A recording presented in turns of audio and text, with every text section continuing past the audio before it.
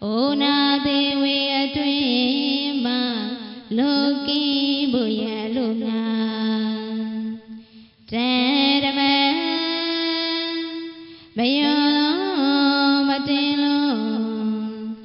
son a fellow, see you to ye at the end be upon Mimia thought the art is not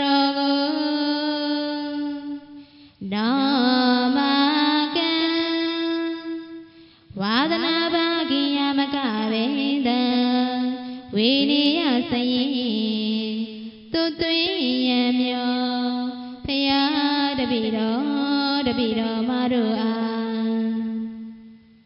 Did they do Karuna Shitam Yadapi Sagatum Yamaluya so the Miazaga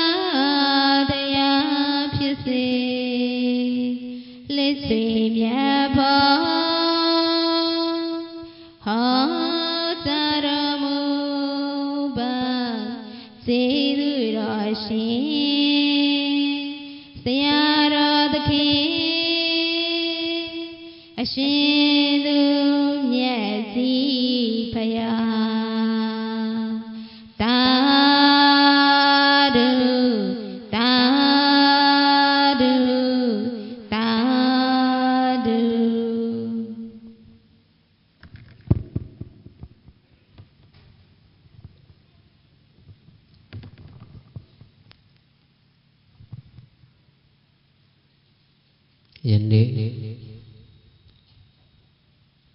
Tadanaravan Rangaya Chaksaku Koda the great Rangam Yasisa Konaku Tabuduella So Nayani Masatin Bido Mangalaji Yodama Midini Chandaitaji at twin night Sonya Tangdai Sayin Jimba Buzo Ato Tamada Bin Puedo Miachi Tatia Miauni Now Sonya Mapi Tiawe Madi Lucian Miapijato Porabago Guelon Piangshi Dwashato Tadana Dagaji Guangji Tadana Dagaji Usomye Tadana Dagaji Tongwe Tadana Dagamaji Doji Jiwe Tadana Dagaji Usain So Paido Jiwe Jayetu Mida Zumyama Madi Ludong Winga Tenja Tadana Dagaji Usanwe Tadana Dagaji Doi Mo Mida Zupe Downly Jiwama Madi Ludong Wita Tenja Tadana Dagali Gojozi Tadana Dagamat Point Pew Owl Tamam Sebo Tuta Mida Zudoma Nevido Madi Ludong Wita Tenja Tadana Daga Utin Yume Tadana Daga Mado Tutu Mida Zu Madi Ludong Wita Tenja Tadana Daga Kota Jo Tadana Daga Mama Piu De Mida Zu Madi Ludong Winga Tongja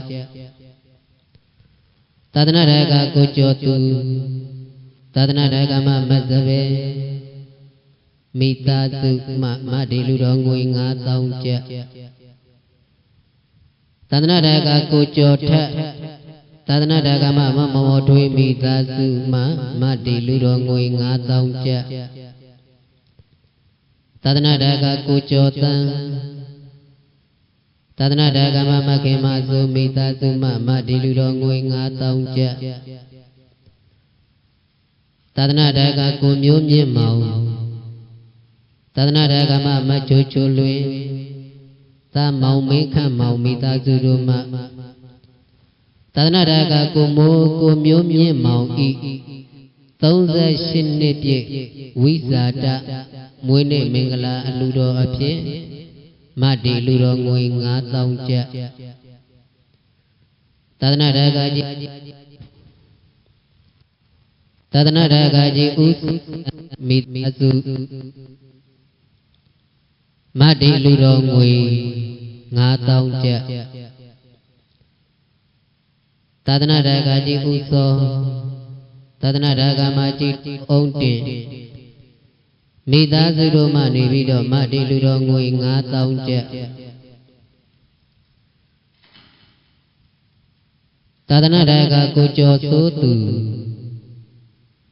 သာသနာ့ဓာကမဖြူဖြူတန့်မိသားစုတို့မှမတ္တိလူတော်ငွေ3သိန်းကျပ်သာသနာ့ဓာကကိုထပ်ပိုင်မျိုး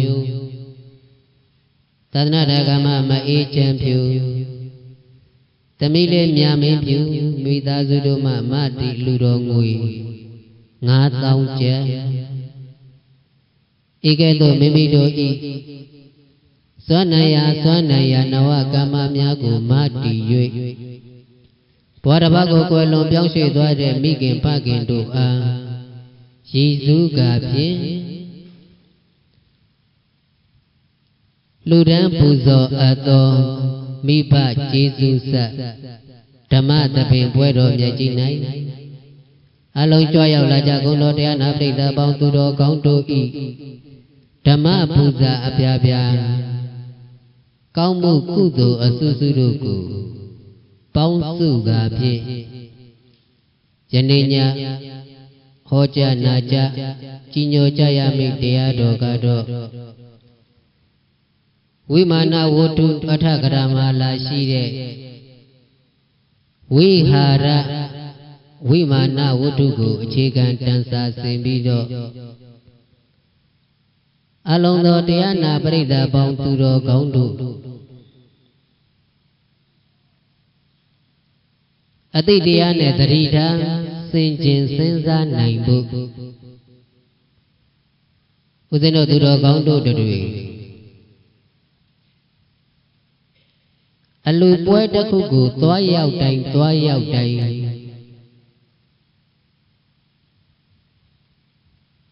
နောက်ဆုံးရေစက်သွန်းချအမြာတမ်းပေးဝေအခါမှာဘာလောက်ကြသလဲဆိုရင်သာဓုတွေခေါ်ဆိုကြတယ်ဟုတ်လားရေစက်သွန်းချအမြာတမ်းပေးဝေလို့သာဓုခေါ်ဆိုကြတယ်ဘဒုတွေခေါ်ဆိုခွင့်နေရကြသလဲအလုံးသောလူရှင်လူမပေါင်းသူတော်ကောင်းတို့ရည်ရွယ်မှုပြုထားတဲ့ဘောဓဘာကွယ်လွန်ပြောင်းရွှေ့သွားသူတွေအတွက်တော်၎င်းတခြားသောပုဂ္ဂိုလ်တွေအတွက်တော်၎င်းရည်စူးပြီးတဲ့ပြုလုပ်တဲ့ကုသိုလ်ကောင်းမှုတွေကိုဦးဇင်းတို့သူတော်ကောင်းတို့တွေကဝိုင်းပြီးတော့အမျှဝေတယ်ဝိုင်းပြီးတော့သာဓုခေါ်တယ်ဒါကအမြဲတမ်းဖြစ်နေကြလုပ်နေကြအရာမဟုတ်ဘူးလားဒီအလုပ်တွေကိုမလုပ်ဘူးတဲ့သူမရှိဘူးအဲ့တော့ကုသိုလ်ရှင်တွေအမျှဝေတာဘဒုအတွက်လဲရည်ရွယ်ထားတဲ့ပုဂ္ဂိုလ်တွေအတွက်အမျှဝေကြတယ်သာဓုခေါ်တဲ့သူတွေကဘလို့ရည်ရွယ်ပြီးတော့သာဓုခေါ်ကြသလဲဟုတ်လားဒါဥစဉ်တို့သူတော်ကောင်းတို့တွေအမြဲမပြတ်နီးစပ်နေတဲ့အရာဖြစ်သည့်အတွက်ဒါကြောင့်ဦးဇင်းတို့ဒီကနေ့ဝိဟာရဝိမာနဝတ္ထုကိုအခြေခံတန်စာဆင်ပြီးတော့ဗုဒ္ဓဘာသာဝင်သူတော်စင်သူတော်ကောင်းဖရာတပည့်ဥပါဒကဥပါတိကာမအပေါင်းတွေအကျိုးများကြစေဖို့ရည်ရွယ်ပြီးတော့ဒီကနေ့ဟောကြားနာကြားကြီးညိုကြမဲ့တရားဒေသနာတော်ကို မြမမှုပြုထားတဲ့တရားတော်ရဲ့အမည်သည်သာဓုခေါ်ဆိုတတ်ကြပါစေဟုတ်လားဘာတရားတော်လဲဩအရှင်ဘုရားရဲ့တပည့်တော်တို့သာဓုမခေါ်တတ်ပဲနေပါမလားဟုတ်လားဒီလိုပြောเสียတော့မရှိဘူးလားဒါပေတိတကယ်တမ်းအကျိုးရှိတဲ့သာဓုခေါ်နည်းကိုသိကြသလားဆိုရင်မသိဘူးဟုတ်လားဒါပေတိခေါ်တော့ခေါ်နေကြတာပဲဟုတ်လားဒါကြောင့်မို့လို့အကျိုးရှိတဲ့သာဓုခေါ်ဆိုနည်းဖြစ်အောင်လို့ဒါဥစဉ်တို့သူတော်ကောင်းတို့တွေရဲ့ဘဝမှာအမြဲမပြတ်ကြုံတွေ့နေကြရတဲ့အရာလေးလည်းဖြစ်တယ်ဟုတ်လားအမှန်ကိုလည်းပဲသိရှိစေခြင်းလေဟုတ်လားဒါကြောင့်မို့လို့ဒီကနေ့ဟောတဲ့တရားတော်ရဲ့တရားအမည်သည်သာဓုခေါ်ဆိုတတ်ကြပါစေအဲ့တော့ဒီတရားဒေသနာတော်ကိုဦးဇင်းတို့မြတ်စွာဘုရားရှင်သခင်ကိုတော်မြတ်ကြီးတောဋ္ဌိပြည်မွန်စေတော်ရွှေချောင်းတိုက်တော်ကြီးမှာသတင်းသုံးဆံပြောတော်မူနေစဉ်အချိန်အခါကျောင်းအမကြီးဝိသခသိကြတယ်မို့လားကျောင်းအမကြီးဝိသခကတခုသောပျော်ပွဲရွှင်ပွဲရှိတဲ့နေ့တစ်နေ့မှာအဲ့ဒီကျောင်းမကြီးဝိသခကသူ့ရဲ့အဆွေခင်မောမတွေသူ့ရဲ့အနောက်တော်ဘာကနေပြီးတော့လိုက်ပါနေကြတယ်ကြေးကျွန်မတွေနဲ့အတူတကဝအိမ်ကနေပြီးတော့ဝတ်စားပြင်ဆင်ဖီလိမ့်လို့စားကောင်းတောက်ဘွယ်တွေကိုစားတောက်လို့ဥယျာဉ်ထဲမှာကစားပြီးတော့ပျော်ပါကြဖို့အတွက်အိမ်ကနေပြီးတော့ထွက်လာအဲ့တော့ကျောင်းမကြီးဝိသကအိမ်ကနေပြီးတော့ထွက်လာပြီးတော့လမ်းရောက်တဲ့အခါကျတော့စဉ်းစားတယ်ဘာစဉ်းစားလဲဆိုတော့ဘာလဓာရိကဝိယကိမ့်မေမောဂကိလေဒေနံမေသီလသမမြတ်ပညာဟုသိက္ခာ300သာသနာတော်မြတ်ကြီး၌စွမ်းသင်္ကန်းကျောင်းစေ၄ပါးပစ္စည်းအသီးသီးကိုချီးမြှောက်ပြီးကလူရန်ကဖြင့်ဖယားတပြည့်ဥပါတိကာမဖြင့်ခံယူနေညာငါဝိသကအာဘာလဓာရိကာယထုံမွားနတ်သာလိမ့်ချက်ကဖြင့်ရိမ့်ွယ်ကပြသူငယ်မတို့ဤကိလေသာဝိယခြေလက်ကောင်းကရိမ့်ွယ်လှုပ်ရှားမြူထုပြောပါကစားခြင်းမျိုးကဲ့သို့မောဂကိလေတေနငါအတွက်လည်းပဲအကျိုးမရှိငါကိုမိကိုကငါကိုအာကိုကဖြင့်ငါရဲ့အနောက်ကနေပြီးတော့လိုက်ပါလာကြတဲ့အဆွေခင်မောမတွေငါရဲ့နောက်တော်ဘာကနေပြီးတော့အမြဲမပြတ်လိုက်ပါနေကြတဲ့ငါရဲ့ကြေးကျွန်မတွေအတွက်လည်းပဲအကျိုးမရှိတဲ့အခြေအနေတော်မျိုးသူပြောပါကစားခြင်းမျိုးဖြင့်ကိပိစုပန်တန္တရာနဗျာအရေးမျောကတွေးကြည့်သောဘယ်မှလည်းအကျိုးရှိနိုင်ပါအန်ဤကျောင်းမကြီးဝိသကစဉ်းစားတာမမှန်ဘူးလားမှန်တယ်ကျောင်းမကြီးဝိသကရဲ့အနောက်ကနေပြီးတော့လိုက်ပါလာကြတဲ့ပြိတ္တ900ရှိဟုတ်လားအဲ့ဒီ900အတွက်လည်းပဲယခုကဲ့သို့ငါမြို့သူပြောပါကစားဖို့သွားတယ်ဆိုတာကသူတို့အတွက်လည်းပဲအကျိုးမရှိငါအတွက်လည်းပဲအကျိုးမရှိတဲ့အခြေအနေတော်မြို့သူပြောပါကစားခြင်းမျိုးဖြင့်အဘယ်မှလည်းအကျိုးရှိနိုင်ပါအနည်းဟန္တာယခုအဟံငါသည် ဝိဟာရံဘုံတော်၆ပါးသခင်တရင်သုံးဆံတော်မူရာကျောင်းတော်သာသို့ကန္တဝါသွား၍ဘဂဝန္တေသာဘုံတော်၆ပါးသခင်ဘုရားရှင်ကိုတော်မြတ်ကြီးကို၎င်းမနောဘာဝဏီယေဖူးမြင်ရသူတို့ဤစိတ်နှလုံးကိုရွှင်ပြောင်းနှစ်သက်တိုးပွားစေတတ်တဲ့အရေးစားနိဗ္ဗာန်စကံမြန်ကြွားဖို့ရမြတ်ဒိဋ္ဌံဖြင့်နေစဉ်မပြတ်ရှင်ခြင်းစင်ခြင်းရှုမှတ်အရှင်ကောင်းအရှင်မြတ်တို့ကို၎င်းဝန်ဒိဋ္ဌာမိဖူးမြောယူကျို့ရှိခိုးပါအံဓမ္မင်းစဖယားမြတ်စွာစိတ်တရားဤဟောညွန်ပြသတရားဓမ္မတို့ကိုလည်းပဲသုတ္တမိနာကြပါအံကျောင်းမကြီးဝိတာခမကောင်းတဲ့လမ်းကြောင်းကနေပြီးတော့ဘယ်လမ်းကြောင်းကိုပြောင်းတယ်ကောင်းတဲ့လမ်းကြောင်းပေါ်ကိုပြောင်းလိုက်တယ်ငါရဲ့နောက်ကနေပြီးတော့လိုက်ပါနေကြတဲ့အဆွေခင်ပေါ်မှာဒီကြေကျွန်းမတွေ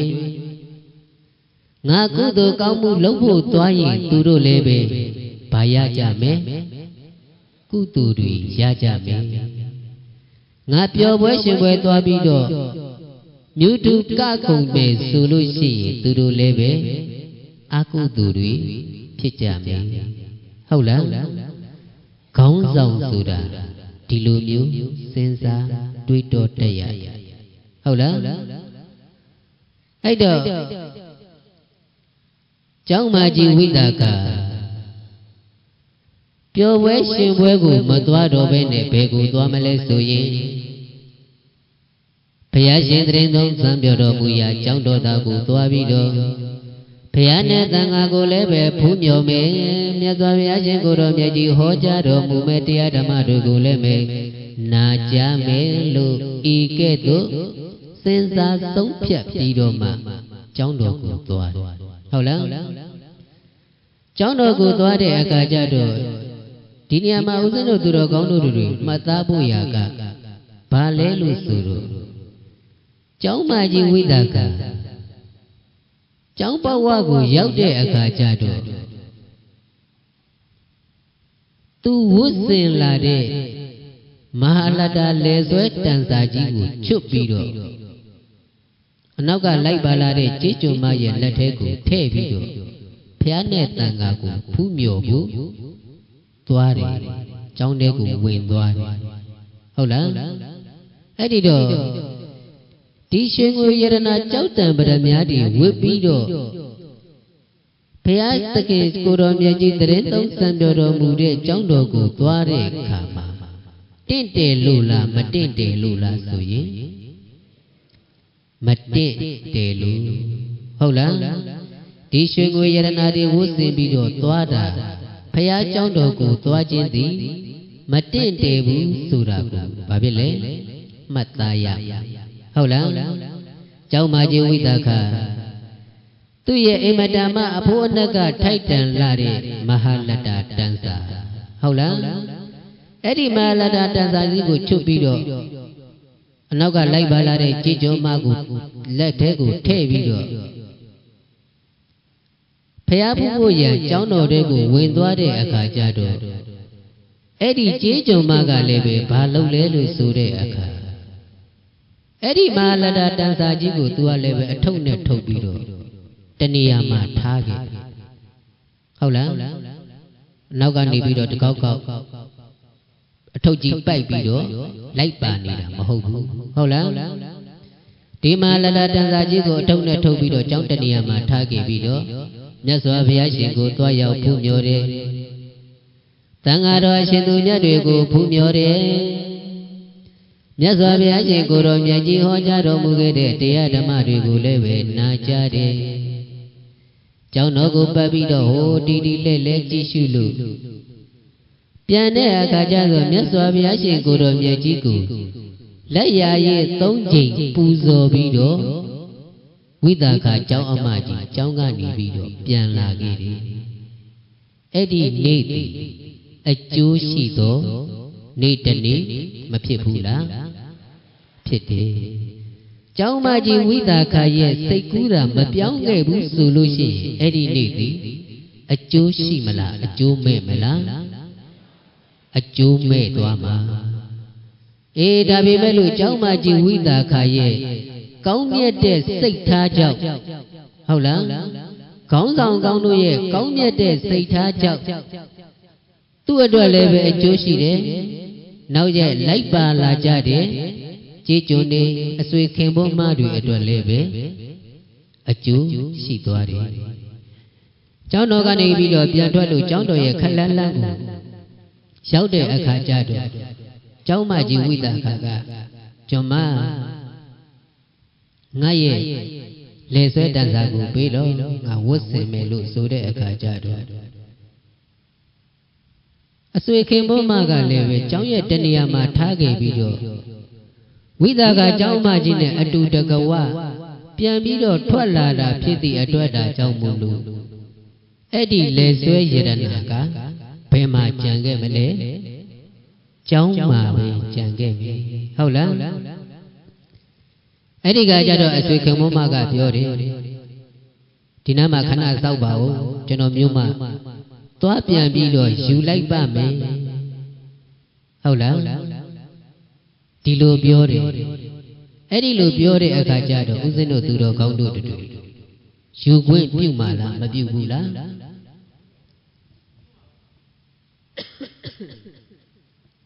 ယူခွင့်ပြုမှာဟုတ်လားဦးဇင်းတို့သူတော်ကောင်းတို့တွေကိုမေးတာပါဝိသခာကိုမေးတာမဟုတ်ဘူးဟုတ်လားကိုပစ္စည်းကြံခဲ့ရင်ဘာဖြစ်လို့ပြန်ယူမှာပေါ့ကျောင်းမကြီးဝိသခာရဲ့စိတ်ထားက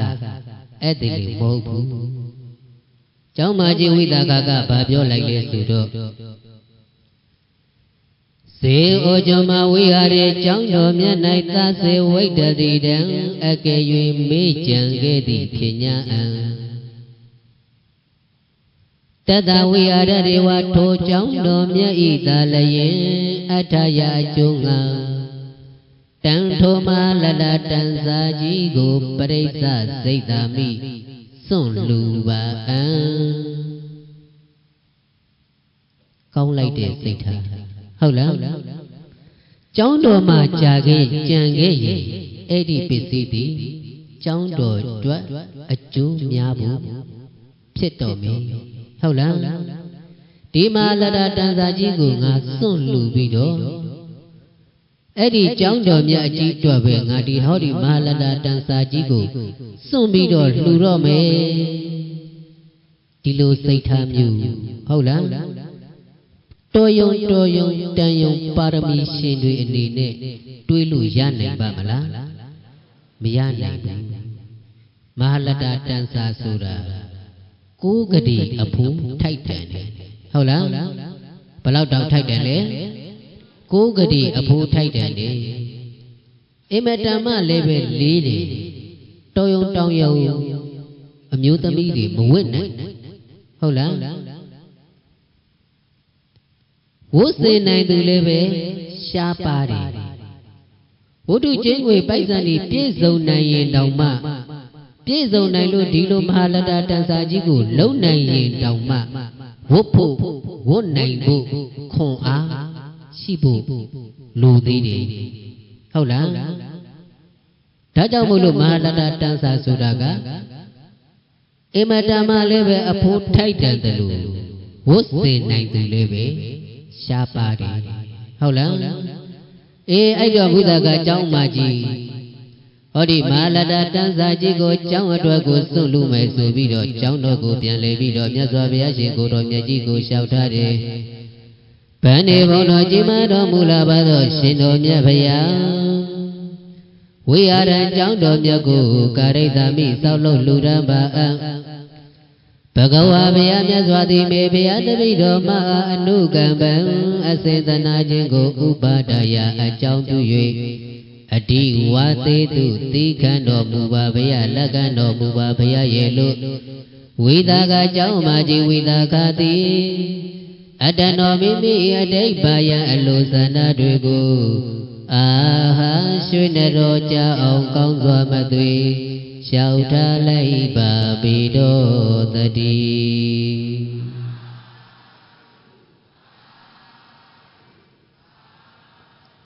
ဘုရားမြတ်စွာကလည်းပဲဒုံဒီဘဝေနာစိတ်စိတ်နေတော်မူသဖြင့်အတိဝါတိတိလက်ခံတော်မူတယ်ဘုရားလက်ခံပြီးဆိုတာကိုသိတာနဲ့တပြိုင်နက်ဝိသကာကျောင်းအမကြီးမာလတာတန်စာကြီးကိုထုခွဲရောင်းချပြီးတော့မြတ်စွာဘုရားနဲ့သံဃာတော်အရှင်သူမြတ်တွေတရင်သုံးစံပြောဖို့ရအတွက်ကျောင်းတော်မြတ်ကြီးကိုလှူဒန်းတယ်ဟုတ်လားဤကဲ့သို့ကျောင်းတော်မြတ်ကြီးကိုလှူဒန်းတဲ့အခါမှာလည်းပဲမှတ်သားစရာတစ်ခုပါလာဘာပါလာသလဲလို့ဆိုတဲ့အခါကျတော့ကျောင်းတော်မြတ်ကြီးကိုစောက်လို့လှူဒန်းတဲ့အခါမှာဝိသကာကျောင်းအမကြီးဘာကိုငှားမယ်ပယံတွေလက်သမားတွေဟုတ်လားငှားပြီးတော့စိတ်တိုင်းကြစောက်လို့လှူဒန်းမယ်ဟုတ်လားဘတုစိတ်တိုင်းကြလေဘတုစိတ်တိုင်းကြကျောင်းအမကြီးစိတ်တိုင်းကြဟုတ်လားအဲ့ဒါလို့ထင်ရင်မှားမှာပေါ့ဟုတ်လားခုနတည်းကပြောတယ်မှတ်သားစရာပါတယ်ဆိုတာကလွဲမှားနေတဲ့အရာကိုပြောချင်လို့ဟုတ်လားကျောင်းမကြီးဝိသကသူစိတ်တိုင်းကြလှူမယ်ဆိုလို့ရှိရင်ဟောဒီကျောင်းတော်မြတ်ကြီးကငါလှူထားတာဟုတ်လားငါစိတ်တိုင်းကြငါစောက်လို့ပြီးတော့လှူထားတာဆိုတဲ့မာမာနတွေမပါနိုင်ဘူးလားပါနိုင်တယ်ဟုတ်လားအဲ့ဒီလိုပါနိုင်သည့်အတွက်သာကြောင့်မို့လို့ကျောင်းမကြီးဝိသကဖယားနဲ့တန်ခါရဲ့စိတ်တိုင်းကြဟုတ်လားစောက်လို့လှူဒန်းတယ်အဲ့ဒီလိုစောက်လို့လှူဒန်းတဲ့အခါဖယားရဲ့တန်ခါရဲ့စိတ်တိုင်းကြစောက်လို့လှူဒန်းတဲ့အခါမှာအဲ့ဒီကျောင်းတော်မြတ်ကြီးကိုဦးစီးဦးဆောင်ပြုပြီးတော့ပြုလုပ်ဆောင်ရွက်စီစဉ်ညွှန်ကြားတာကဘယ်သူလဲလို့ဆိုရင်အရှင်မဟာမောက္ကလန်ဟုတ်လားကြားဘူးလားတကူအရာမှာဘာတော့ဧတရက်ရတော်မူတဲ့အရှင်မဟာမောက္ကလန်ဟုတ်လားအရှင်မဟာမောက္ကလန်ကိုတော်မြတ်ကြီးကဖယားနဲ့တန်ခါတရင်သုံးစံပြောဖို့အစဉ်ပြေနိုင်မဲ့ကျောင်းတော်မြတ်ကြီးကိုစီစဉ်ညွှန်ကြားတယ်ဟုတ်လားဤကဲ့သို့စီစဉ်ညွှန်ကြားတဲ့နေရာမှာလည်းပဲစောက်လုပ်ပြီးတဲ့အခါမှာဘလောက်တောင်မှခန္ဓာထေဝါလိုက်တယ်လို့ဆိုရင်ဦးဇင်းတို့သူတော်ကောင်းတို့တူမမြင်ဘူးအဲ့ဒီလိုကျောင်းတော်မြတ်ကြီး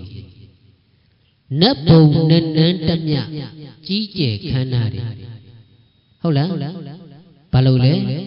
နတ်ဘုံနန်းနန်းတမြကြီးကျယ်ခမ်းနား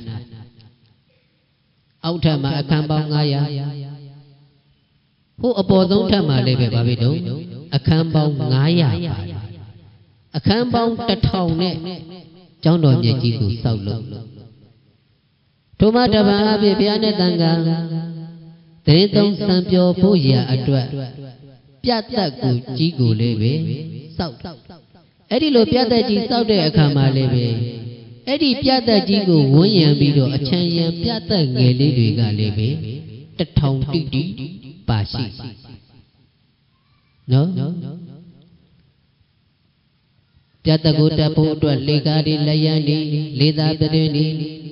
အစရှိသည်အဖြစ်ထူးခြားစမ်းကြယ်လို့ဘာလို့ပြောတာလဲဆိုရင်နတ်ဘုံ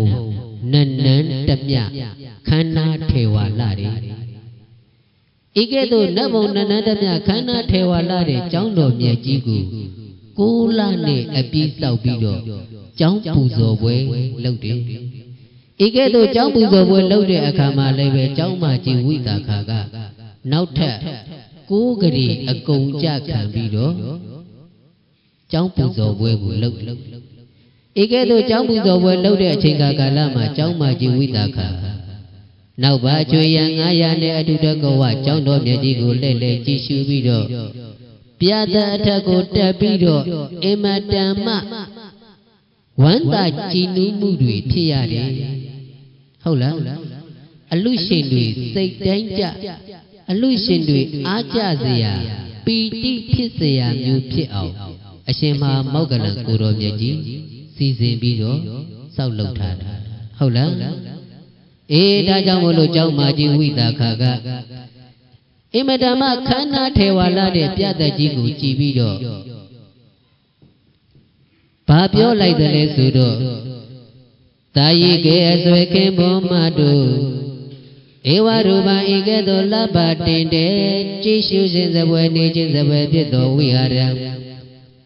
ဘာသာရံပြတ်သက်ကြီးကိုကရုဏိယစောက်လို့လူတန်းပေသောမယငါသည်ယံပုံညာအကျင့်ကုသိုလ်ကောင်းမှုတူကြီးကိုပတုတံစီပူအာထုတ်အခက်လေပြီတံပုံညာတို့ကုသိုလ်ကောင်းမှုကိုသုံးပေသင်တို့သည်အနုမောဒထဝမ်းမြောက်ဝမ်းသာဖြစ်ကြပါကုန်လောကျောင်းမကြီးဝိတာခဟုတ်လားသူတယောက်တည်းဝမ်းသာသူမဟုတ်ဘူးဟုတ်လားနောက်ကနေပြီးတော့လိုက်ပါလာကြတဲ့အချွေရံငါးကကိုလည်းပဲနင်တို့တွေဝမ်းမြောက်ဝမ်းသာဖြစ်ကြဟုတ်လားဝေါ်တင်တို့အားလည်းပဲပဋိဒါနံဤကဲ့သို့ထူးခြားစံပြစွာစံကြဲစွာဆောက်လို့လူဒန္တာတဲ့ကျောင်းတော်မြတ်ကြီးရဲ့ကုသိုလ်ကောင်းမှုအဖို့ဘာကကိုလည်းပဲဓမ္မိပေးပါ၏လို့ဆိုတဲ့အခါကျတော့တပေပြီအလုံးစုံကိုလေးပြကုန်တော်တာရိကရဲ့ဆွေခင်မောမတို့သည်လည်းပဲအဟောတာတုဩကောင်းပေစွာတကအဟောတာတုဩကောင်းပေစွာတကရဲ့လို့ပတ္တနာစိတ်ဓာတ်ကြီးညိုသောလေးစားသောအားကြသောစိတ်ရှိကြကုန်သည်ဖြစ်၍အနုမောတေတုဝမ်းမြောက်လူမောသာတုခေါ်ဆိုလိုက်ကြလေကုန်တော်တည်း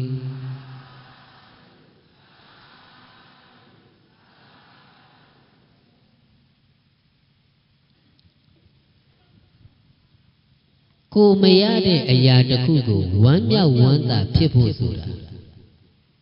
လွယ်လားမလွယ်ဘူးဟုတ်လားကိုလိုချင်တဲ့အရာတစ်ခုကိုရတဲ့အခါမျိုး၌သာဘာဖြစ်တော့ဝမ်းမြောက်ဝမ်းသာဖြစ်ကြတနည်းအားဖြင့်နောက်တစ်မျိုးပြောရမယ်ဆိုရင်ကိုလှုပ်ချင်တဲ့အရာတစ်ခုကိုလှုပ်ခွင့်ရလိုက်ပြီဆိုရင်ဘာဖြစ်ကြလဲဝမ်းမြောက်ဝမ်းသာဖြစ်ကြတယ်။ကျောင်းမကြီးဝိတာခလှူဒန်းတဲ့ကျောင်းအလှူမှာဝမ်းမြောက်ဝမ်းသာဖြစ်ကြပါလို့ပြောတယ်။အဲ့ဒီလိုပြောလိုက်တဲ့အခါမှာကိုယ့်အတွက်ဘာရမလဲ။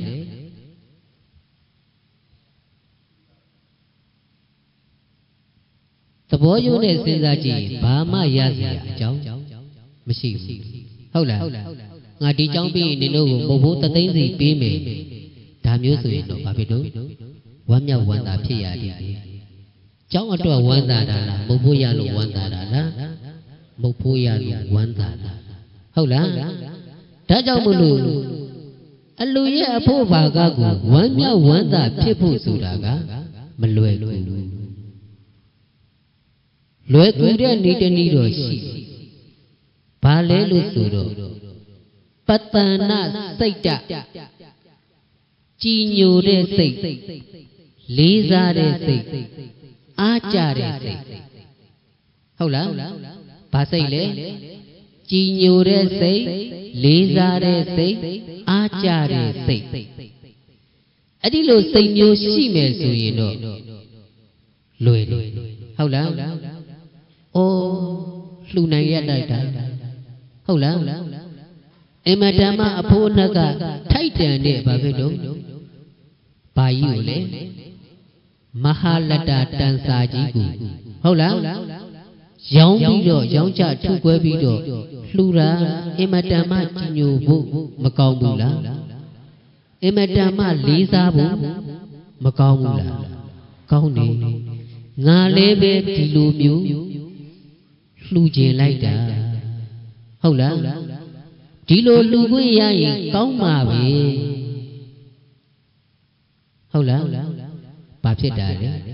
အားကြဟုတ်လား အားကြတဲ့စိတ်ဒီအလူရဲ့အဖို့ဘာကကိုသင်တို့ကိုလည်းပဲပေးပါ၏သင်တို့ဒီဝမ်းမြောက်ဝမ်းသာဖြစ်ကြပါကုန်လို့ဒီလိုမျိုးပြောလိုက်တဲ့အချိန်ကာလမှာပတ္တနာစိတ်နဲ့ကြီးညိုတဲ့စိတ်နဲ့လေးစားတဲ့စိတ်နဲ့အားကြတဲ့စိတ်နဲ့တာဓုခေါ်တာဆိုတယောက်ပဲရှိဟုတ်လားနောက်ပါအချွေရန်900တဲ့ဟုတ်လားကျောင်းမကြီးဝိသခရဲ့စုံးဖြတ်လိုက်တဲ့ကဟာဒီလောက်အဖိုးအနှက်ကထိုက်တန်တဲ့မဟာလတ္တတန်စာစည်းကိုစွန့်ပြီးတော့လှူတော့မယ်ဆိုကြတဲ့ကဘာဖြစ်တော့သူ့မှာကျောင်းအမကြီးရဲ့လုံနိုင်ခဲ့တဲ့အရာကိုကြည့်ပြီးတော့ကြည်ညိုနေတာဟုတ်လားဒါကိုဘာဖြစ်တော့ပတ္တနာစိတ်ကြည်ညိုတဲ့စိတ်ဟုတ်လားလေးစားတဲ့စိတ်လှူနေတဲ့အချိန်ကာလကိုကြည့်ပြီးတော့ဘာဖြစ်တော့လေးစားတဲ့စိတ်တွေဖြစ်ရငါလည်းပဲသူ့လိုမျိုးလှူခြင်းလိုက်တာသူ့လိုမျိုးလှူခွင့်ရရင်ကောင်းမှာပဲဆိုတဲ့အားကြတဲ့စိတ်မျိုးဖြစ်ရဟုတ်လားအဲ့ဒီလိုစိတ်မျိုးဖြစ်ပြီးဟဲ့ဆိုလို့ရှိရင်ထိုပုဂ္ဂိုလ်ဒီဘာဖြစ်တော့ထိုအလှူရဲ့အပေါ်မှာဝမ်းမြောက်ဝမ်းသာမှုဖြစ်ပါလိမ့်မယ်ဟုတ်လားအဲ့ဒီလိုမျိုးဖြစ်ဖူးကြလားဖြစ်ဘူးလားဖြစ်ဖူးရင်ဘာဖြစ်တော့အဲ့ဒီအလှူရဲ့အဖို့ကိုရဟုတ်လားမဖြစ်ဘူးရင်တော့ဘာဖြစ်တော့ရနိုင်ခဲ့တယ်ဟုတ်လားအဲ့ဒီတော့ကျောင်းမကြီးဝိသခကပတ္တိဒါနံဝေါတေနောအားလည်းပဲပတ္တိဒါနံအလူရီအဖို့ဘာကကိုဓမ္မိပေးပါ၏လို့ဆိုတဲ့အခါကျတော့ပတ္တနာစိတ်ဓာတ်ကြည်ညိုတဲ့စိတ်လေးစားတဲ့စိတ်အားကြတဲ့စိတ်နဲ့တာဓုခေါ်ဆိုလိုက်တဲ့ကြေးကျွန်ဟုတ်လားကျောင်းမကြီးဝိသခရဲ့ကြေးကျွန်ပတ္တနာစိတ်နဲ့လေးစားတဲ့စိတ်နဲ့အားကြတဲ့စိတ်နဲ့တာဓုခေါ်ဆိုလိုက်တဲ့အတွက်ဒါကြောင့်မို့လို့အဲ့ဒီကြီးကျွန်းတို့သိဆုံးသွားတဲ့အခါမှာဘယ်ကိုရောက်သွားလဲလို့ဆိုတဲ့အခါကျတော့တာဝတိန်သာနတ်ပြည်ကိုရောက်သွားတယ်ဟုတ်လားဘယ်ကိုရောက်သွားတယ်တာဝတိန်သာနတ်ပြည်ကြားဘူးတယ်မဟုတ်လားဘယ်ဘုံမှာရှိတာလဲဘယ်နှဘုံမြောက်မှာရှိတာလဲဘယ်နှဘုံမြောက်မှာလဲနှစ်ဘုံမြောက်ဒုတိယဘုံမှာဟုတ်လား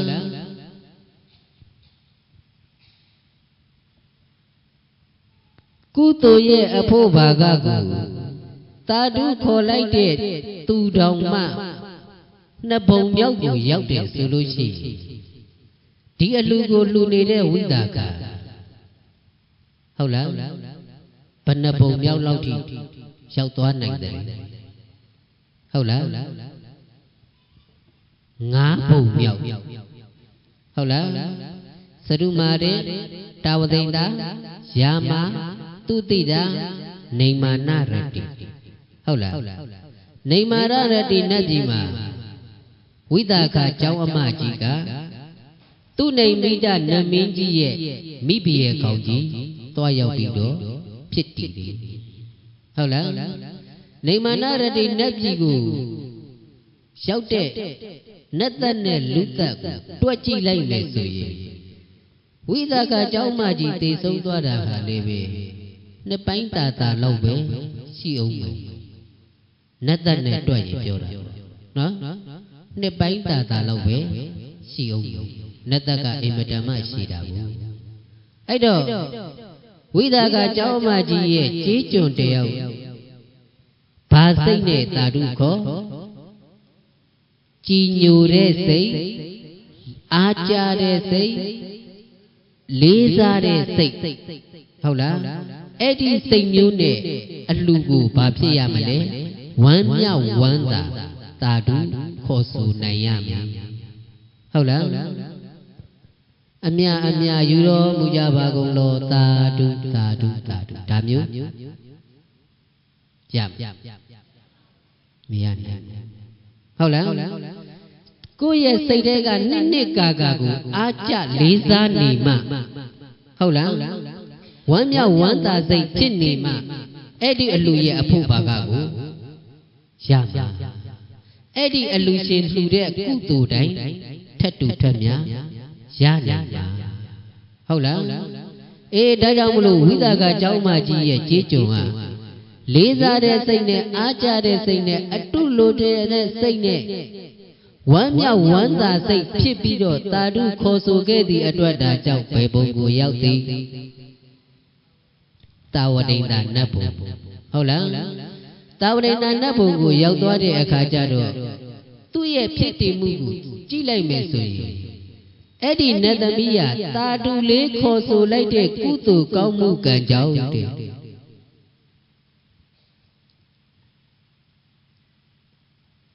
Nắp gì mà nắp bông nền nền gì khăn na theo la để anh lấy sát chau yuzana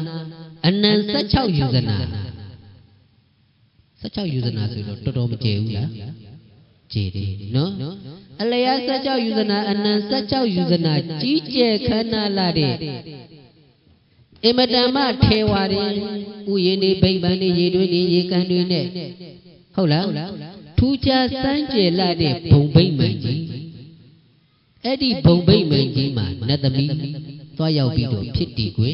xa ghê bà ăn lưu chế ở chú lễ ta trú khổ chế ye ở chú hầu lắm Edi nát tâm ý thuốc Edi nát tâm ý gà nề bị đổ thuốc bò là đi cô yong cô à đi hà dữ dân à tê à tay ổng Pian hầu lắm Suzana Tea Tay on bà biết đâu Pian nang ni đó Ni đi Uế gà ni chỉ lại Thiên ni đã Hầu lắm Thô mạ ta bằng áp nhiên Bà thu cha sáng chế ta lê sổ đồ Ê đi nét tâm ý ye bông bấy mà Bà lô bấy mà lê sổ ye Nét tâm ý toa ya nâu ngủ Ta khâu khâu lấy bà ni đế Bông bấy mà nhủ Hầu lắm Em mà thu cha đi Hầu lắm Nét tâm ý toa ya nâu ngủ Đi bông bấy mà gì cả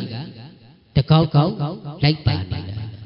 Chanya ngaya ne chanya ta thau ne adu ta ko wa Edi nét tâm ý bê cô toa Edi bông bấy mà gì cả Anau ka ni lấy bà ni đế Ý kê tu thu cha sáng chế đi A chúတရားတွေကိုရရှိတာဒီဘာအကျိုးကြောင့်ညာလဲဆိုရင်တာတုခေါ်ခြင်းရဲ့အကျိုးတရားဟုတ်လားဒါဆိုရင်တာတုဘယ်လိုခေါ်မလဲ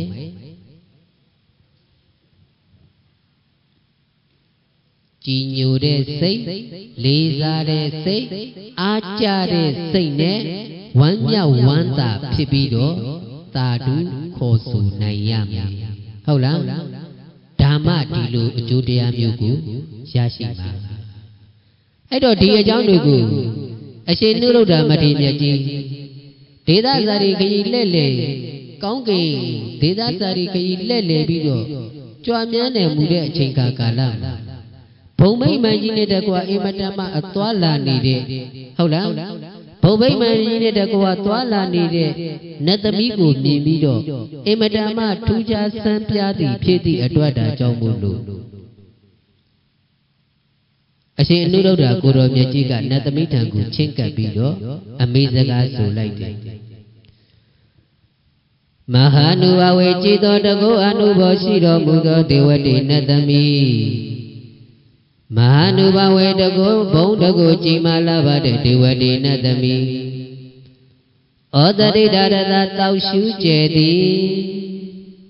တပ္ပတိလခသိဂုံသောယမျက်နာတို့ကိုဩဘာသိတိထွန်းလင်းစေလျက်တိတ်တတိဝိယတိရှိ၍နေသေးကဲ့သို့ရာတွင်အကျဉ်းသမီးသည်အဘိကနေနာအလွန်နှစ်သက်ဖွယ်သောဝုန်နေနာအစဉ်တို့ဖြင့်ဩဘာသိတိထွန်းလင်းတောက်ပါလျက်တိရှိ၍နေပါပေ၏ဣဒံဖလံဤအကျိုးတရားသည်ကိတ္တကမ္မတအဘေကုသိုလ်ကံတို့ဤဖလံအကျိုးတရားဖြစ်ပါသည်ဟု၍ အနုရုဒ္ဓအရှင်နုရုဒ္ဓမထေရမြတ်သည်ပုပ်စီကောင်းစွာမသွေမေးမြန်းတော်မူလိုက်ပါပေသတည်း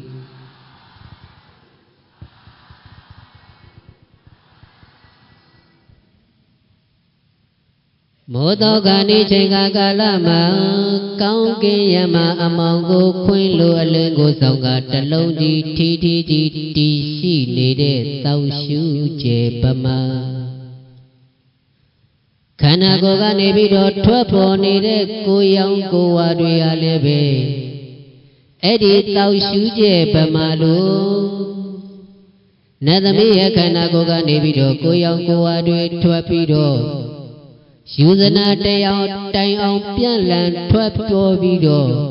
ကောင်းကင်ယမထူးခြားစံကြယ်စွာတည်ရှိနေတာဟာဘယ်လိုကုသိုလ်ကံတို့ရဲ့အကျိုးတရားများဖြစ်ပါလိမ့်မလဲဘာကုသိုလ်ကံရဲ့အကျိုးတရားလဲဆိုရင်သာဓုခေါ်ခြင်းရဲ့အကျိုးတရားဘာကျိုးတရားလဲဖြေပါအားပြတ်တယ်ဟုတ်လားပြန်မိမယ်မဟာနုဘဝေတကောအနုဘောကြီးမားလာပါသောဒေဝတေနတမိဩတရိဓာရတတောက်ရှုကျဲသည်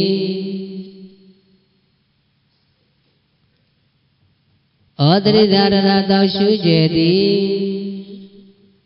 အဘိက္ခဏိနာအလွန်နိတ္တဘွယ်သောအစဉ်တို့ဖြင့်ဩဘာတိတိထွန်းလင်းတောက်ပါလျက်တည်ရှိ၍နေပါပေ၏ရာတွန်အကျဉ်းနတမိတိအဘိက္ခဏိနာအလွန်နိတ္တဘွယ်သောဝနေနာအစဉ်တို့ဖြင့်ဒိဋ္ဌတိကောင်းကင်ယံဓမ္မတည်ရှိ၍နေပါပေ၏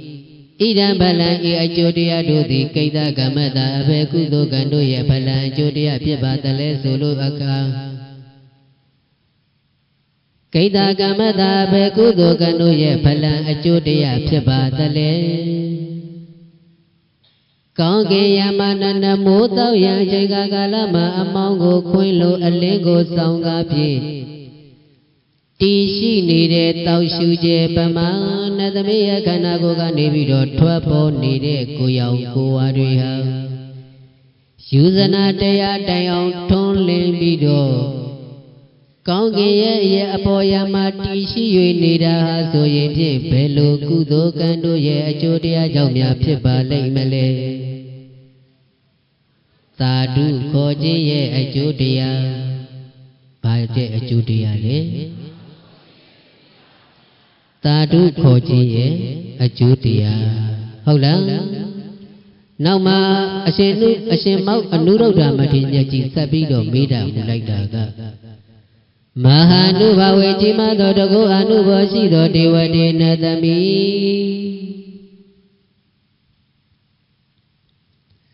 တေတေနတမိအင်္ဂမေငယ်၏အင်္ဂါကြီးငယ်အသွဲသွဲတို့မှာသာဝနိယသာယနာပြောပွဲရှိကုန်သောမနောရမစိတ်နှလုံးမွေလျောခြင်းကိုဖြစ်စေတတ်ကုန်သောဒိဗ္ဗနတ်ပြည်၌သာလျင်ဖြစ်ကုန်သောတတ္တအတန်တို့သည်ဘဝယန္တိထုဒိဗ္ဗအတန်တို့သည်နေဇရဏီထူခြားစံကြဲထွက်ပေါ်၍နေကြလေကုန်၏ဣဒံဗလံဤကျိုးတရားသည်ကိတ္တကမ္မတာအဘေကုသိုလ်ကံတို့ရဲ့ဗလံအကျိုးတရားကြောင့်များဖြစ်ပါလိမ့်မလဲဤကဲ့သို့အနုရုဒ္ဓအရှင်နုရုဒ္ဓမထေရမြတ်သည်ပုပ်စီကောင်းစွာမသွေမေးမြန်းတော်မူလိုက်ပါပြီတည်း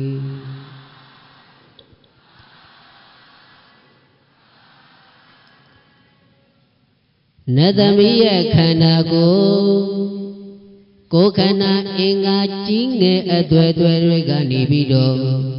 ကြာရသူတို့ရဲ့နာမတာယာနာပြောပွဲအတန်တွေကြာရသူတို့ရဲ့စိတ်နှလုံးကိုရွှင်ပြုံးမွေ့လျော်စေတဲ့အတန်တွေအဲ့ဒီအတန်တွေကဘယ်ကထွက်တာလဲဆိုရင်နတ်သမီးရဲ့ခန္ဓာကိုယ်ကနေပြီးတော့ထွက်တယ်ဟုတ်လားနတ်သမီးရဲ့ခန္ဓာကိုယ်ကနေပြီးတော့တခြားသောနတ်သားနတ်သမီးတွေကနေပြီးတော့ နတ်တူရိယအတန်တွေလာရောက်တီးခပ်ပေးတဲ့သလိုမျိုး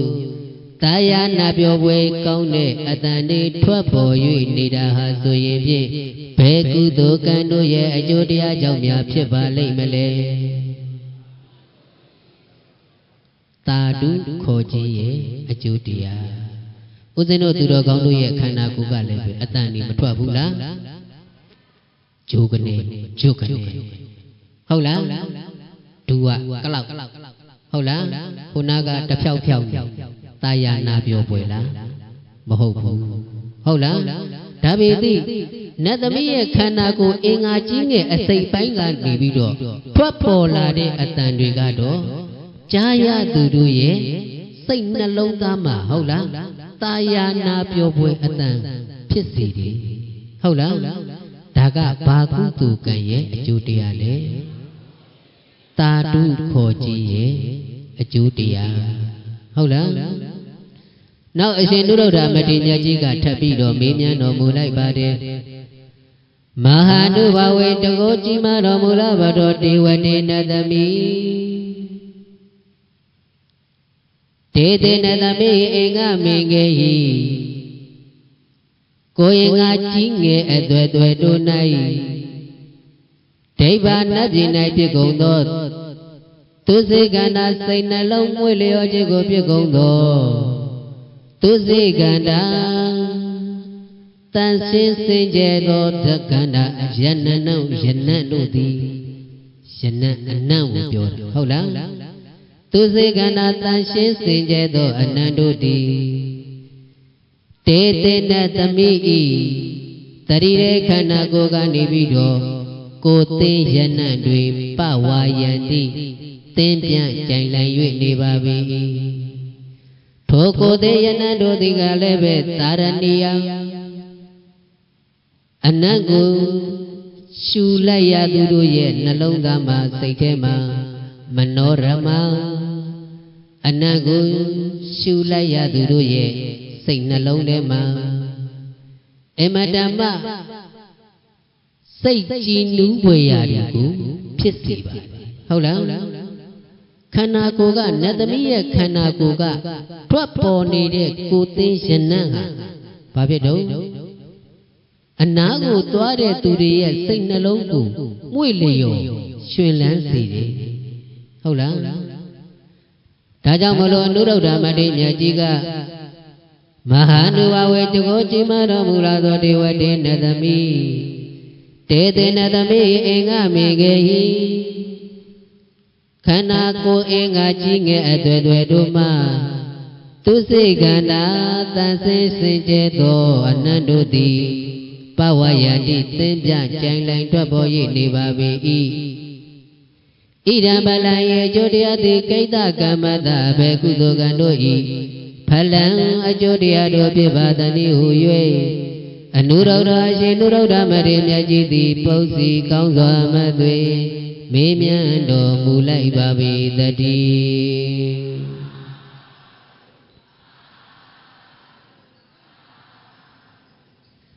နတ်သမီးရဲ့ခန္ဓာကိုယ်ကနေပြီးတော့နတ်ပြည်မှာထွက်တယ်နတ်ပြည်မှာသာလည်းရတဲ့နတ်ပန်ယနံတို့ဗမာခန္ဓာကိုယ်ကနေပြီးတော့သင်ပြန်ကြံလိုက်တဲ့ကိုသိယနံတွေထွက်ပေါ်ပြီးတော့နေတာဆိုရင်ဖြင့်ဘယ်လိုကုသိုလ်ကံတို့ရဲ့အကျိုးတရားကြောင့်များဖြစ်ပါလိမ့်မလဲဆိုရင်သာဓုခေါ်ခြင်းရဲ့အကျိုးတရားဟုတ်လားအဲ့ဒီအကျိုးတရားတွေကိုဦးဇင်းတို့သူတော်ကောင်းတို့မခံစားရဘူးလားအနာနာကတ်သွားရင်ဘာဖြစ်လဲနှာခေါင်းရှုပ်တာဟုတ်လားဘာနဲ့လုံးကိုသိရနံဟုတ်လားဘာအကျိုးတရားကိုခံစားနေတာသာဓုခေါ်ခြင်းရဲ့အကျိုးတရားလားအဲ့လောက်ဆိုးတဲ့အနံ့ကသာဓုခေါ်ခြင်းရဲ့အကျိုးတရားလားမဟုတ်ဘူးနော်ဒီအနံ့ကိုဖုံးကျင်လို့ဘာဖြစ်တော့တဏခါရီလိမ့်ပေါင်းနာရီဖို့မိတ်ကတ်တွေထက်ရှင်မွေးတွေစွတ်ဟုတ်လားဘာဖြစ်တော့ပုတ်နေတဲ့အနံ့ကိုဘာဖြစ်တော့ပုတ်စော်မနှံအောင်ဖုံးနေတာဟုတ်လား ခန္ဓာကိုယ်ကဘာဖြစ်နေတော့မသေးခင်လေးကအပုပ်နံ့နေထွက်နေဟုတ်လားဘာလောက်ကလဲရင်မွေးစောရတယ်ဟုတ်လားသာတုခေါ်ခဲ့တဲ့အကျိုးတရားတွေရှိလို့လားမရှိလို့လားမရှိလို့သာတုကတော့ခေါ်နေတာပဲလေဟုတ်လားဒါပေတိဘာစိတ်နဲ့ကြည်ညိုတဲ့စိတ်လေးစားတဲ့စိတ်အားကြတဲ့စိတ်နဲ့ဟုတ်လားအဲ့ဒီကြည်ညိုတဲ့စိတ်လေးစားတဲ့စိတ်အားကြတဲ့စိတ်တွေနဲ့သာတုအနုမောဒနာခေါ်ဆိုမှသာလျင်နတမိပမဘာဖြစ်တော့ကိုသေးရနံ့မွေးပြန့်တဲ့ကိုသေးရနံ့ဒီထွက်ပေါ်လာမှာနောက်တကအရှင်နုရုဒ္ဓမထေရကြီးကထပ်ပြီးတော့မေးတော်မူလိုက်တာကမဟာနုဘဝေတကောအနုဘောကြီးမာလာဘသောဒေဝတိနတမိတေတေနတေတေသပတေနတမိဤသီရသမိန်ဥကောင်း၌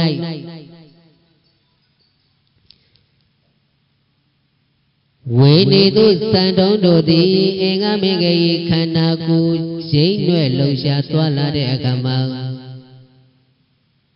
နိစ္စမနာယကာမြူ၍နေသောဝေနေသူစံတုံးတို့၌ယာပိမန္တလာအကျဉ်နှစ်သက်ဘွယ်မြတ်နိုးဘွယ်ရအစင်တန်စာယရနာတို့ရှိကြပါပေကုန်၏တန်ထိုစာတိုတန်စာတို့ဤတတော်အတန်တိအင်္ဂမင်္ဂယေအင်္ဂ၅ပါးရှိသောသူရိယေစီမျိုး၌သာလျင်သုံးယတိယထာကြာရပြီတကဲ့သို့မနောရမစိတ်နှလုံးကိုပွေ့လျော်ရွှင်လန်းစေတတ်တဲ့သာယာနာပြောပွဲအတန်တွေကိုသုံးယတိကြာရပါလေ၏ဣဒံဗလံဤအကျိုးတရားသည်ကိတ္တကမ္မတအဘေကုသိုလ်ကံတို့ရဲ့ဗလံအကျိုးတရားတို့ဖြစ်ပါသနေဟု၍အနုရုဒ္ဓရှင်နုရုဒ္ဓမထေရမြတ်သည်ပု္ပ္စီကောင်းစွာမသွေမေးမြန်းတော်မူလိုက်ပါ၏တတိ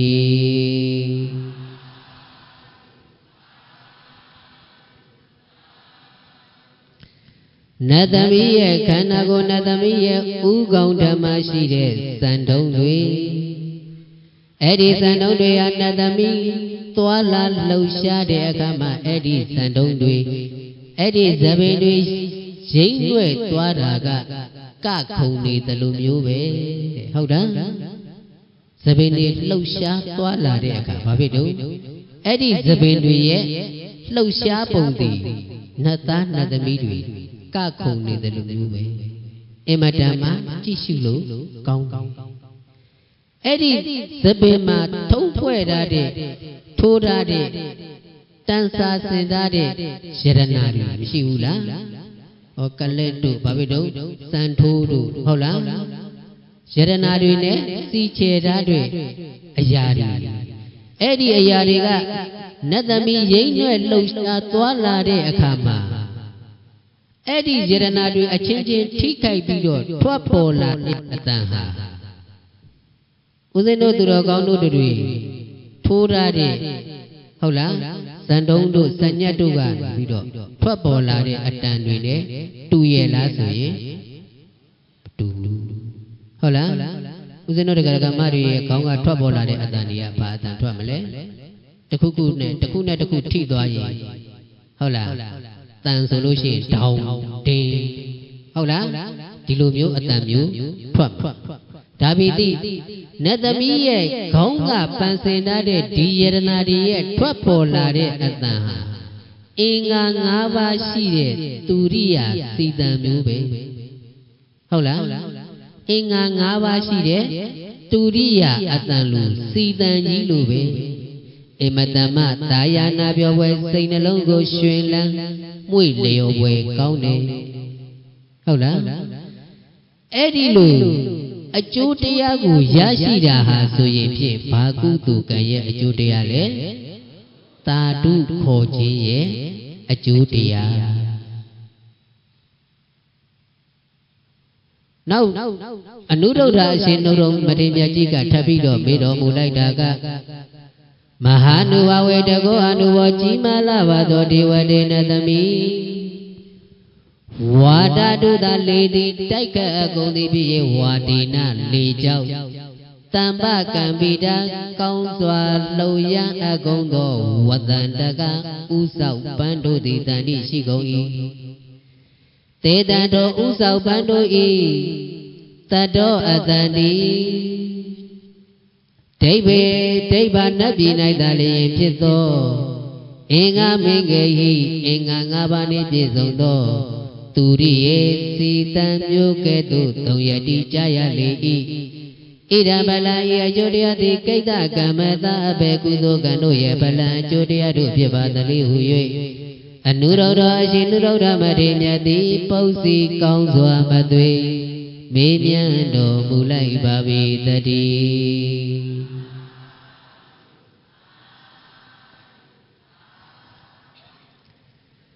နတ်သမီးရဲ့ဥကောင်းဓမ္မရှိနေတဲ့ဥဆောက်ပန်းတွေအဲ့ဒီဥဆောက်ပန်းတွေဟာလေတိုက်ခတ်လှုပ်လေတိုက်ခတ်လာတဲ့အခါမှာလှုပ်ရှားရိမ့်ရွဲ့သွားပြီးတော့ထွက်ပေါ်နေတဲ့အတန်ဟုတ်လားအဲ့ဒီအတန်ကအင်မတန်မှသာယာနာပြောပွဲရှိတဲ့အင်္ဂါ၅ပါးနဲ့ပြည့်စုံတဲ့ဒုရိယာစီတန်လို့တခြားတိမုတ်ကပြဖြောပြေဖို့အတွက်သူရိယာလူသလားဆိုရင်မလူဟုတ်လားတခြားနတ်သားနတ်သမီးတွေကစောင်းတွေစီတွေကိုတီးပေးနေစရာမလူအဲ့ဒီနတ်သမီးရဲ့ခန္ဓာကိုယ်မှာရှိနေတဲ့အရာတွေကသာဘာဖြစ်လို့နတ်သူရိယာအတန်တွေတီးပေးနေတယ်လို့အင်မတန်မှသာယာနာပြောပွဲနားထောင်ခြင်းစပွဲဖြစ်ပေါ်နေတဲ့အကျိုးတရားသည်ဘာအကျိုးတရားကြောင့်လဲဆိုရင်သာဓုခေါ်ခြင်းရဲ့အကျိုးတရားနောက်အနုရုဒ္ဓအရှင်သူမထေရမြတ်ကြီးကမေးတော်မူလိုက်တာကမဟာနုဘဝေတကောအနုဘောကြီးမားလာပါသောဒေဝဒေနသမီးတေတေနသမီးဝေနေသူသံပင်တို့၌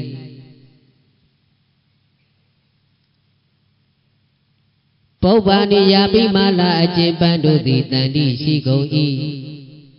တေထိုပန်းတို့သည်သူစေကန္တာစင်ကြယ်သောအနံ့ကိုအနံ့ရှိကြလေကုန်၏မနောရမ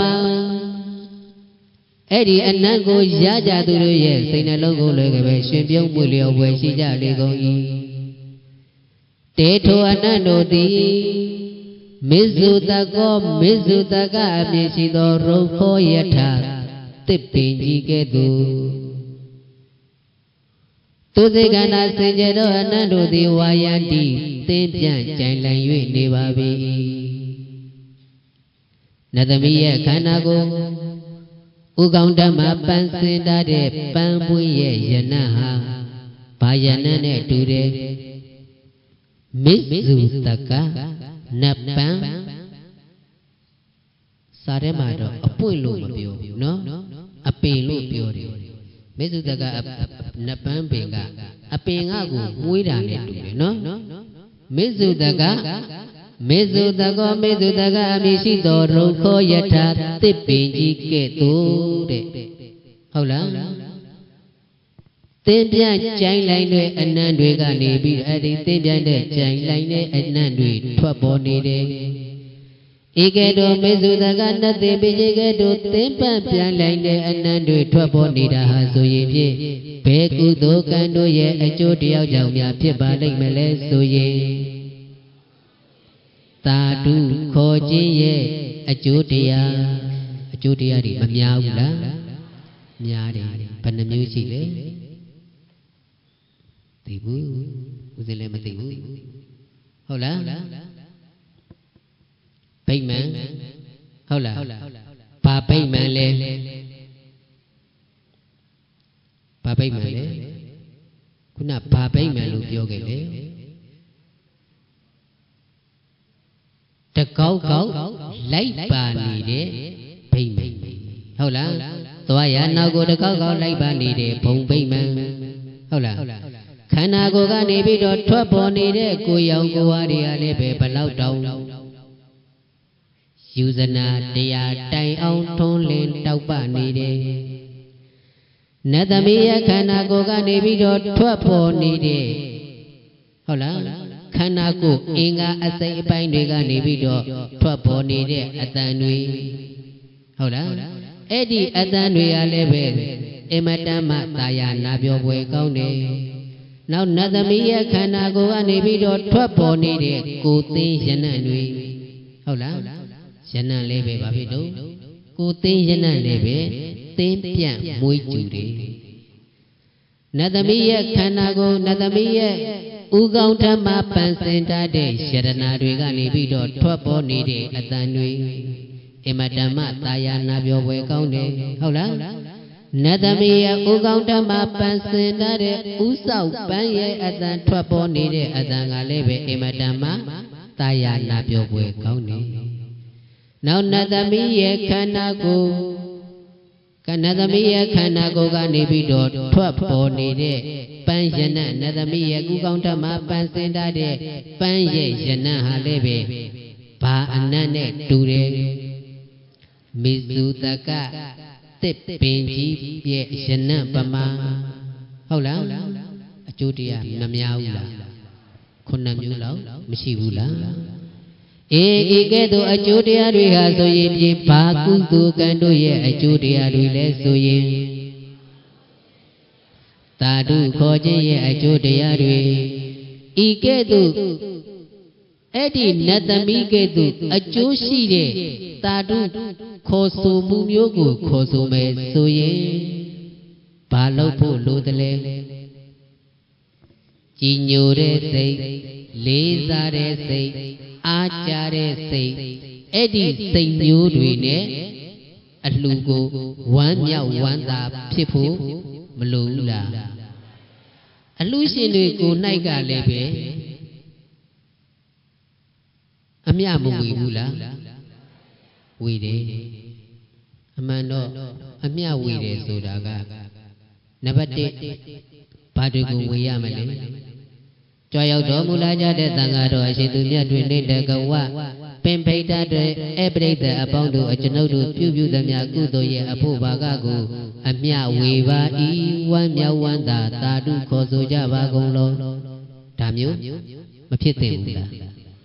ဖြစ်သင့်တယ်ဟုတ်လားနောက်ပြီးတော့မှကိုရည်စူးထားတဲ့ပုဂ္ဂိုလ်တွေမြင်မမြင်ရတဲ့ပုဂ္ဂိုလ်တွေဟုတ်လားအဲ့ဒီလိုမျိုးကိုမဝေသိဘူးလားဝေသိနေဟုတ်လားအခုတော့ဘယ်လိုဝေလဲရှေ့ကဘုန်းကြီးတိုင်ပြီးတဲ့အတိုင်းပဲဝေကြတာဟုတ်လားဒါကြောင့်မို့လို့ရေစက်ချတယ်ဆိုတာကဘာဖြစ်တော့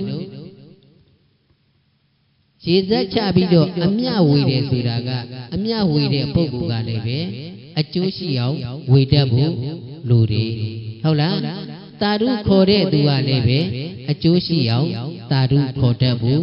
လိုတယ်ဟုတ်လားဒါကြောင့်မို့လို့သာဓုကိုကောင်းစွာခေါ်ဆိုတတ်မယ်ဆိုလို့ရှိရင်နတ်ပြည်နန်းနန်းမှာနတ်သားနတ်သမီးအဖြစ်ဘာဖြစ်မလဲ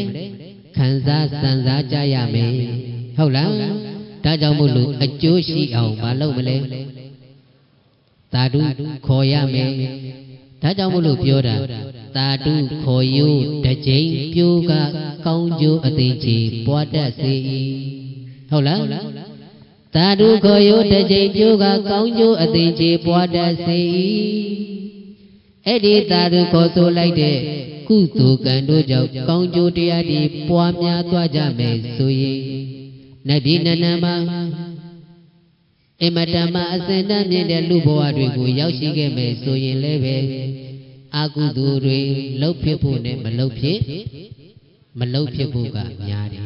ဟုတ်လားဖုံမွဲပြလောင်းဘဝတွေဆင်းရဲသားနွမ်းပါဆင်းရဲသားနွမ်းပြဘဝတွေကိုရောက်ရှိသွားကြမယ်ဆိုလို့ရှိရင်လည်းပဲကုသိုလ်ကောင်းမှုတွေကလှုပ်ချင်တဲ့လောက်လှုပ်ခွင့်မရကြဘူးဟုတ်လားဒါကြောင့်မို့ပါတော့ကျွေတလဲကြက်တခုံတခါကျွေကြသွားပြီဆိုရင်ပြန်တက်နိုင်ဘူးမလွယ်ဘူး ဟုတ်လားငရဲတိရစ္ဆာန်ပိဋ္ဌာသူတကယ်လို့ခေါ်တဲ့အပေဘုံတွေကိုရောက်သွားပြီဆိုရင်အဲ့ဒီနေရာဒေသတွေမှာကုသိုလ်ကောင်းမှုတွေပြုလုပ်ခွင့်မရနိုင်ဒီလိုကြွေကြသွားပြီဟဲ့ဆိုရင်ပြန်တက်ဖို့မလွယ်တော့ဘူးတခါတော့ခုန်တက်မိသွားပြီဟဲ့ဆိုရင်ဟုတ်လားကုသိုလ်ကောင်းမှုတွေတိုးတက်တဲ့တိုးပွားတဲ့ပွားပြီးတော့ပို၍အစဉ်တန်းမြင့်တဲ့ဘဝတွေကိုရောက်ရှိသွားမှာဟုတ်လားဒါကြောင့်မို့မကြွေဘူးလိုအပ်တယ်ဟုတ်လားမကြွေဘူးအတွက်လည်းပဲဘာတွေလုပ်ရမလဲဒါနကုသိုလ်ကောင်းမှုသီလကုသိုလ်ကောင်းမှုဘာဝနာကုသိုလ်ကောင်းမှုတွေကိုလုပ်ရမယ်ဘာမှမလုပ်နိုင်ဘူးဆိုရင်တော့မှသူများလုပ်တဲ့ကုသိုလ်ကိုဘာလုပ်ရမလဲဝမ်းမြောက်ဝမ်းသာစိတ်နဲ့သာဓုအနုမောဒနာခေါ်ဆိုနိုင်ရမယ်ဟုတ်လားဝိသကကျောင်းမကြီးမှာအိမ်မှာနေတဲ့ဒီကြေးကျွန်ကပတ်စံရှိလို့ကြေးကျွန်ဖြစ်တာလားမရှိလို့ကြေးကျွန်ဖြစ်တာလားမရှိလို့ကြေးကျွန်ဖြစ်တာဒါပေတိဟုတ်လားကျောင်းမကြီးဝိသကရဲ့အလူကိုအားကြတဲ့လေးစားတဲ့ကြီးညိုတဲ့စိတ်နဲ့သာဓုခေါ်ဆိုနိုင်ခဲ့သည့်အတွက်ဒါကြောင့်မို့လို့ဟုတ်လားတာဝတိန်တာနတ်ပြည်နတ်နန်းမှာဘာဖြစ်ရတော့နတ်သမီးအဖြစ်နဲ့ခံစားဆန်စားကြရတယ်ဟုတ်လားအေးဒီအကြောင်းကိုနုရုဒ္ဓအရှင်သူအရှင်ကိုတော်မြတ်ကြီးကလူပြေကိုပြန်လဲပြီးတော့စဉ်းစားလာတဲ့အခါကျတော့မြတ်စွာဘုရားရှင်ကိုတော်မြတ်ကြီးကိုလျှောက်ထားတော်မူတယ်အဲ့ဒီလိုမြတ်စွာဘုရားရှင်ကိုတော်မြတ်ကြီးကိုလျှောက်ထားတော်မူတဲ့အခါမှာမြတ်စွာဘုရားရှင်ကိုတော်မြတ်ကြီးကလည်းပဲရောက်ရှိလာတဲ့အများပြည်သူတို့ကိုဒီတရားဒေသနာတော်ကိုဟောကြားတော်မူတဲ့အခါမှာအလုံးသောဥပါဒကဥပါတိကာမတွေများစွာအကျိုးဖြစ်ထွန်းကြရပါတယ်ဟုတ်လားဒါကြောင့်မို့လို့ဦးဇင်းတို့တရားဓမ္မအပေါင်းသူတော်ကောင်းတို့ဒီလည်းပဲတနေ့ကစာပြီးတော့ပြုသမျှကုသိုလ်ပုံညာရှင်တွေရဲ့ကုသိုလ်ကောင်းမှုတွေကိုကြီးညိုတဲ့စိတ်တွေလေးစားတဲ့စိတ်တွေအားကြတဲ့စိတ်တွေဖြစ်ပြီးတော့ဝမ်းမြောက်ဝမ်းသာသာတို့အနုမောဒနာတွေခေါ်ဆိုနိုင်ကြကုန်ပြီးတော့အမတမအစဉ်တန်းမြင်မာလာတဲ့အထက်တန်းကြတဲ့နတ်ပြည်နတ်ဘဝနတ်ဘုံနန်းတွေကိုရောက်ရှိခံစားဆန်းစားနိုင်ကြပါစေသားရဲ့လို့ပထနာအောင်စုအခါခါပြုကညီညာစွာဆုတောင်းလိုက်ကြလေကုန်တော်သတည်း